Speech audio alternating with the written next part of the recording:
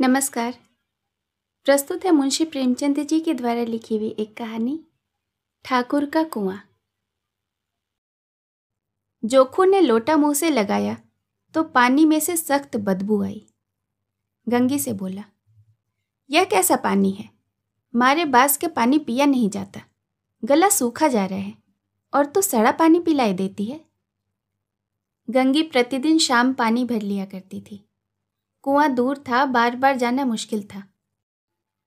कल वह पानी लाई तो उसमें बू बिल्कुल न थी। आज पानी में बदबू कैसी? लोटा नाक से लगाया तो सचमुच बदबू थी। जरूर कोई जानवर कुएं में गिरकर मर गया होगा, मगर दूसरा पानी आवे कहां से? ठाकुर के कुएं पर कौन चढ़ने देगा? दूर से लोग डांट बताएंगे। साहू का कुआं गांव के उस सिरे पर है, परंतु वहां भी कौन पानी भरने देगा? कोई तीसरा कुआं गांव में तो है ही नहीं। जोखू कई दिनों से बीमार है। कुछ देर तक तो प्यास रोके चुपचाप पड़ा रहा, फिर बोला, अब तो मारे प्यास के नहीं रहा जाता। ला, थोड़ा नाक बंद करके पानी पी लूं। गंगी ने पानी न दिया। खराब पानी पीने से बीमारी बढ़ जाएगी इतना जानती थी, परंतु यह न जानती थी कि पानी को उबाल देने से उसकी खराबी जाती रहती है। बोली, यह पानी कैसे पियोगे? न जाने कौन जानवर मरा है। कुएं से मैं दूसरा पानी लाए देती हूं। जोखू ने आश्चर्य से उसकी ओर देखा। पानी कहां से लाएगी? ठाकुर और साहू दो ही तो कुएं हैं, क्या एक लोटा पानी न भरने देंगे? हाथ पांव तुड़वा आएगी और कुछ न होगा। बैठ चुपके से, ब्रह्म देवता आशीर्वाद देंगे। ठाकुर लाठी मारेंगे, साहू जी 1 के 5 लेंगे। गरीबों की दर्द कौन समझता है? हम तो मर भी जाते हैं तो कोई द्वार पर झांकने नहीं आता। कंधा देना तो बड़ी बात है। ऐसे लोग कुएं से पानी भरने देंगे? इन शब्दों में कड़वा सत्य था। गंगी क्या जवाब देती, किंतु उसने वह बदबूदार पानी पीने को न दिया। रात को 9 बजे थे। थके मांदे मजदूर तो सो चुके थे। ठाकुर के दरवाजे पर 10-5 बेफिक्रे जमा थे। मैदानी बहादुरी का तो अब जमाना न रहा, न ही मौका। कानूनी बहादुरी की बातें हो रही थी। कितनी होशियारी से ठाकुर ने थानेदार को एक खास मुकदमे में रिश्वत दी और साफ निकल गए। कितनी अक्लमंदी से एक मार्के के मुकदमे की नकल ले आए। नाजिर और मुहतमिम सभी कहते थे नकल नहीं मिल सकती।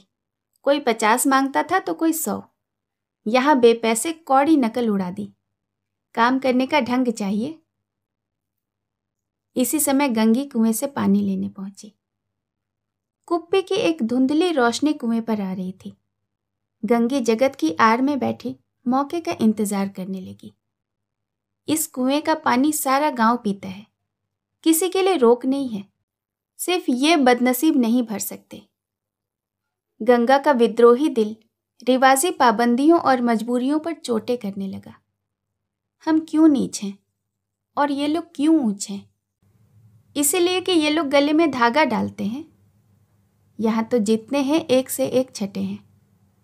चोरी ये करें, जालफरेब ये करें, झूठे मुकदमे ये करें।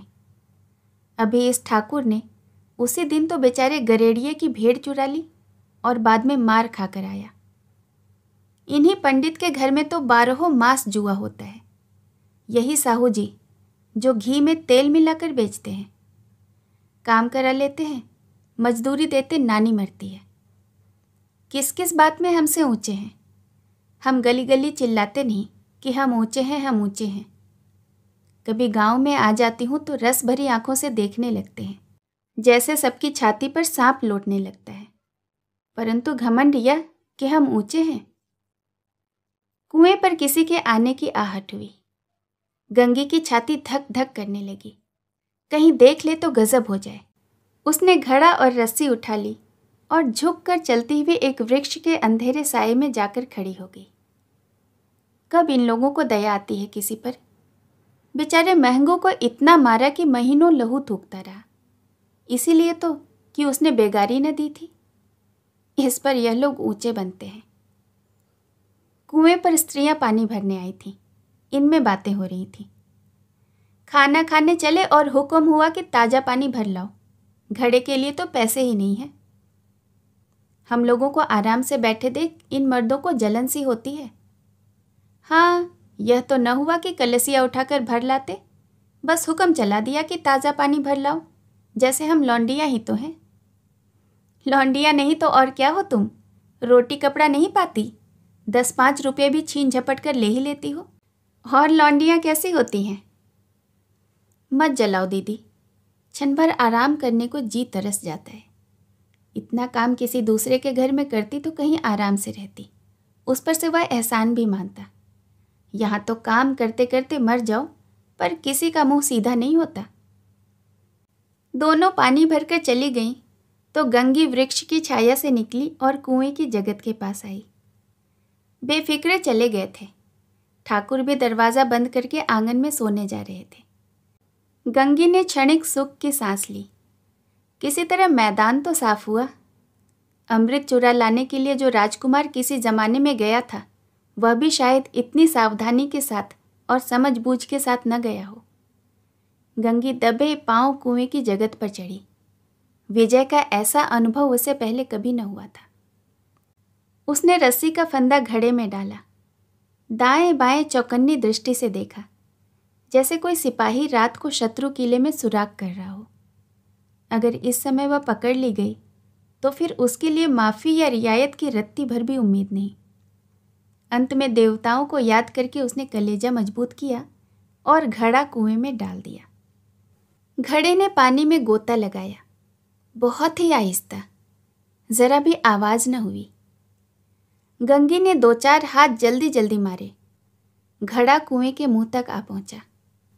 कोई बड़ा शहजोर पहलवान भी इतनी तेजी के साथ घड़ा न खींच सकता था। गंगी झुकी कि घड़े को पकड़कर जगत पर रखे कि एकाएक ठाकुर का दरवाजा खुल गया। शेर का मुंह भी इससे ज्यादा भयानक न होगा। गंगी के हाथ से रस्सी छूट गई। रस्सी के साथ घड़ा धड़ाम से पानी में गिरा और कई क्षण तक पानी में हिलकोरों की आवाजें सुनाई देती रही।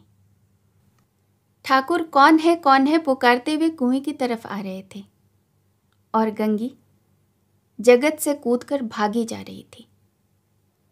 घर पहुंचकर देखा कि जोखू लोटा मुंह से लगाए वही मैला गंदा पानी पी रहा है। अपना अनमोल समय इस कहानी को देने के लिए आपका बहुत बहुत धन्यवाद।